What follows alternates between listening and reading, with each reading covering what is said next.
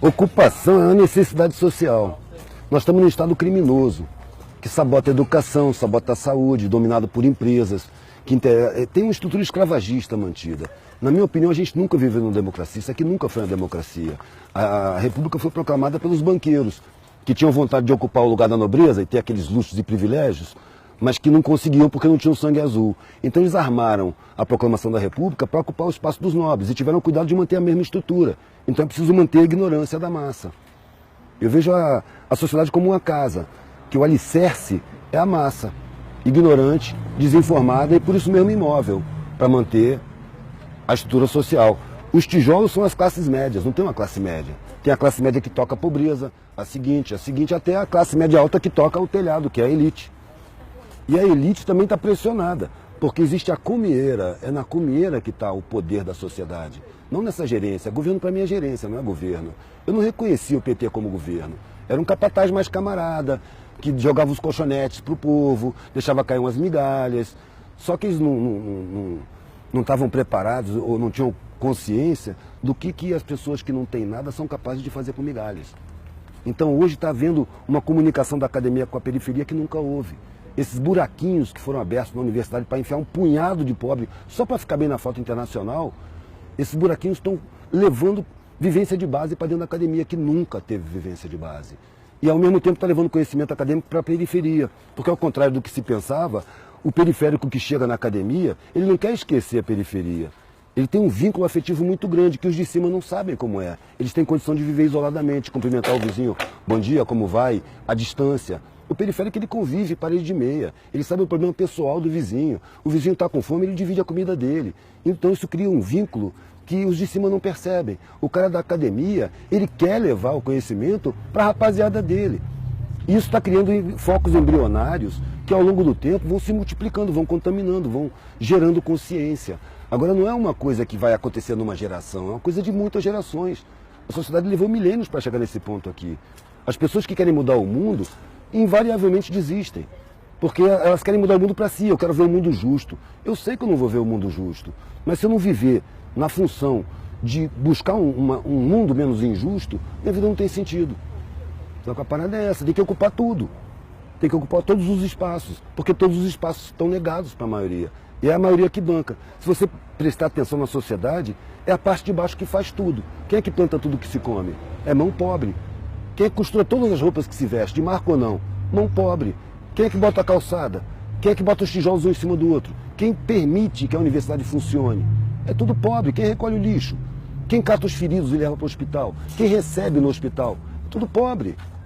Então os pobres são a base da sociedade. Quem é que liga as máquinas? São os pobres. Aí você pega o sistema tributário. Quem é que financia o Estado? A massa tributária sai do consumo. Então o pobre financia o Estado. Os pobres eles constroem, eles botam para funcionar, eles mantêm, reparam, eles sustentam o Estado.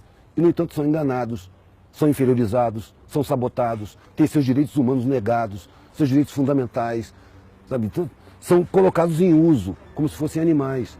É ali que precisa tomar consciência, porque é ali que está a força da sociedade. Só que está inconsciente. Para isso se nega a instrução, se nega a educação, como num sistema escravagista. O escravo não pode saber ler, não pode ter instrução, porque senão ele se esclarece e se revolta. É isso que acontece, na minha visão. A parte mais importante da comunicação é o receptor. Então não adianta eu chegar lá e falar em paradigma. Sabe? Não adianta eu falar academês. O academês foi formulado para servir de cerca de arame farpado para o conhecimento não alcançar a maioria, para não dar acesso. É preciso pegar essa cerca e derrubar. É preciso falar errado. É preciso engolir plural, errar concordância. É fácil falar. O Einstein já dizia, se você não consegue falar para sua avó o que você acabou de aprender, então você não entendeu direito.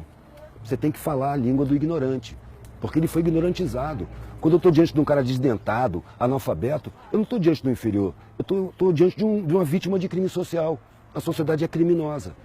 Então, se eu tive meus direitos respeitados, eu tenho uma dívida com essa galera, eu não tenho superioridade. Eu tenho uma responsabilidade a mais, eu tenho que ser mais tolerante, eu tenho que aprender a falar a língua dele, para mostrar para ele que ele não é inferior porra nenhuma. Isso é uma grande mentira. Ele é a base da sociedade. E é o mais forte de todos. Porque o patrão, se ele perder os empregados, arrisca ele não saber fritar um ovo. Quem faz tudo são os empregados. Quem trabalha com dificuldade se fortalece, supera dificuldades. Quem tem muita facilidade não supera dificuldade, precisa de alguém para superar para ele. Por isso a dependência dos de cima dos de baixo, eles dependem dos de baixo.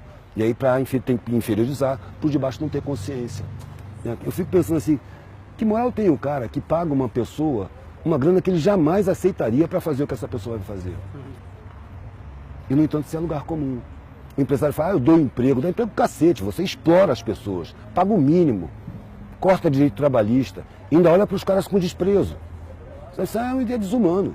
Sabe, a cúpula da sociedade não tem humanidade, a humanidade está na periferia, que divide o último pão, sem pensar, amanhã a gente vê como é que fica. Você não vai ficar sem comer não, toma aqui.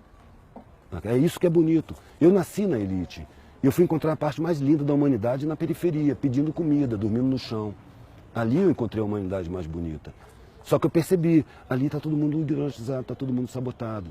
Sabe? É uma puta sacanagem, sabe? Eu prefiro falar com os de baixo, para mostrar que eles não são fracos não são inferiores não. Eu paro para botar gás na Kombi velha que eu tenho e pergunto pro cara assim, meu irmão, imagina... Primeiro eu falo com o cara, eu chego lá, o cara fala, ô patrão, eu já fiz alguma merda, mas me desculpa aí, o que eu fiz? Eu falo, não, por quê? Tu tá me xingando, velho, patrão? Patrão é um parasita, velho, que trepa nas tuas costas, vive às suas custas, diz que tu que vive às custas dele. Que te esfola, te ameaça, te espreme, te cobra, te paga uma merreca e acha que você tem que ter gratidão por ele. Imagina que seu patrão perdeu os empregados, perdeu o que ele tem que viver a sua vida. O que ele faz? 99% das vezes o cara responde, ele se mata. Claro que se mata. Ele não tem peito para encarar as dificuldades. Ele só encontra facilidade, facilidade fragiliza. É a dificuldade que fortalece. Então os mais fortes eles estão inconscientes. É preciso mostrar para os mais fortes quem eles são, que eles não sabem. A sociedade não deixa de saber. Tá bom? Tá lindo, meu Deus.